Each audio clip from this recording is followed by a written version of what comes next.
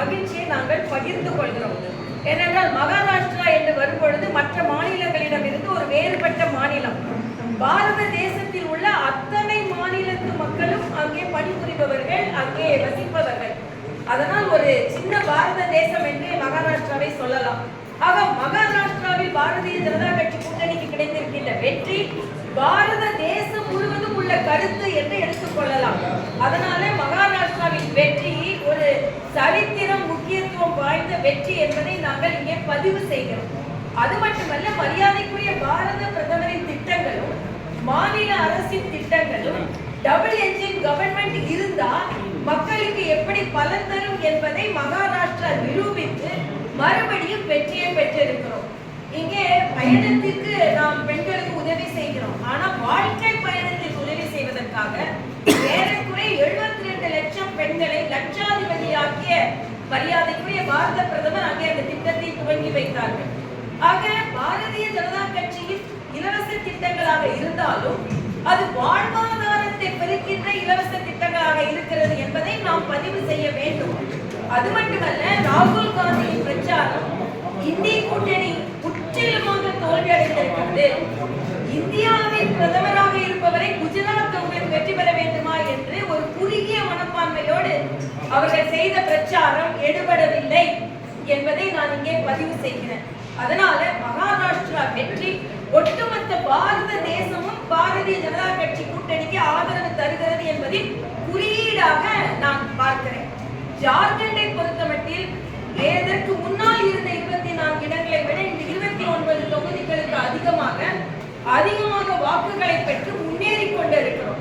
ஆக ஜார்க்கண்டிலும் நாங்கள் வெற்றி என்று தான் என்னால் சொல்ல முடியும்.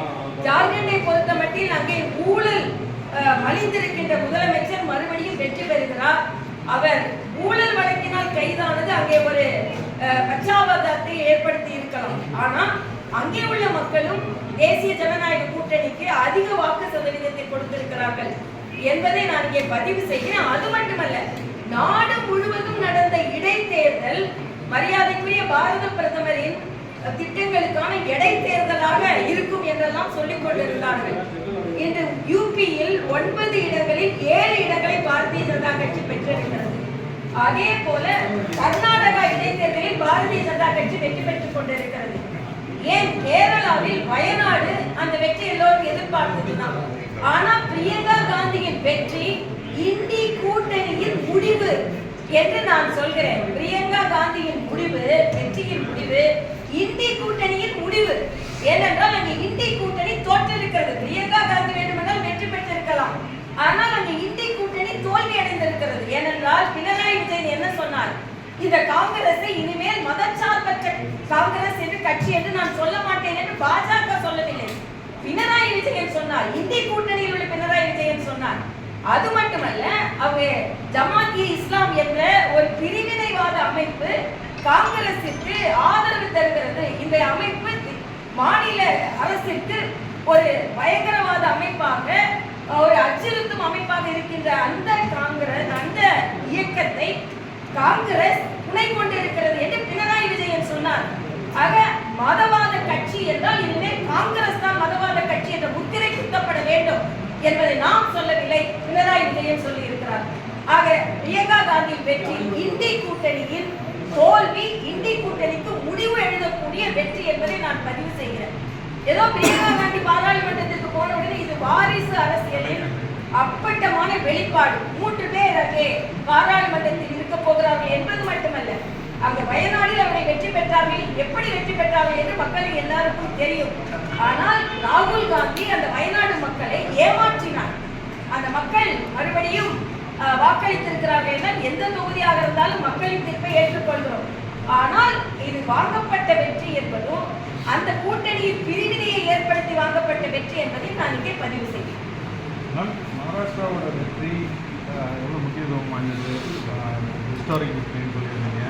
அடுத்தடுத்த தேர்தல் வருது 2024க்கு தமிழக பாஜக என்ன நிலைமையில தயாராக இருக்கும், அது எப்படி உள்ள இப்போ ஒன்றை தான் நான் மக்களுக்கு சொல்லிக்கொள்ள ஆசைப்படுகிறேன்.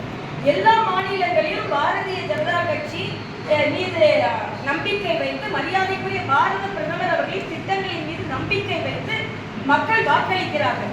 அந்த நம்பிக்கையை தமிழக மக்களும் பெற வேண்டும் என்பது எங்களுக்கு கோரிக்கை. 2026 அந்த நம்பிக்கையை வைத்து எங்களுக்கு நிச்சயமாக வெற்றி கிடைக்கும் என்று நாங்கள் நினைக்கிறோம். ஏனென்றால் இன்று நான் ஏற்கனவே சொன்ன மாதிரி மத்திய மாநில அரசுகள் ஒரே ஆட்சியாக இருந்தால் அந்த மாநிலத்திற்கு எவ்வளவு நல்லது கிடைக்கும் என்பதை மகாராஷ்டிரா நிரூபித்திருக்கிறது.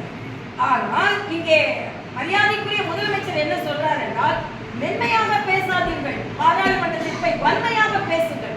பேசிக்கிட்டே இருக்க வேண்டியதான், நீங்க ஒன்றும் நீங்க செய்ய முடியாது. இதைத்தான் நான் சொல்றேன். அதாவது இங்க 40 பேர் போய் பேசிக்கிட்டே இருக்க வேண்டியது, கத்திக்கிட்டே இருக்கலாம், நீங்க எதுவும் சாதிக்க முடியாது.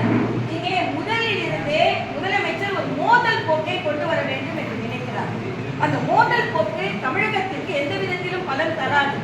ஆனால் நீங்கள் மோதல் போக்கை கடைபிடித்தால் கூட 187 கோடி நமது தூத்துக்குடி துறைமுகத்திற்கு, 85 கோடி நமது சென்னை துறைமுகத்திற்கு, அதே போல மெட்ரோ ரயில் 2வது பேஸுக்கு அதற்கான முதலீடு, இப்படி மத்திய அரசு உதவி செய்து கொண்டிருக்கிறது என்பதை நான் பதிவு செய்கிறேன். ஆனா முதலமைச்சர் எப்பொழுதுமே நீங்க வன்மையா பேசுங்க, நீங்க இத மாதிரி சண்டை போட்டு கொண்டிருங்க, இப்படி சொல்வதை மக்கள் புரிந்து கொண்டு, அது மட்டும் இல்ல, இன்னைக்கு மருத்துவமனைக்குள்ள கத்தி குத்து, பள்ளிக்குள்ள கத்தி குத்து, வழக்காடு மன்ற வளாகத்துக்குள்ள கத்தி குத்து.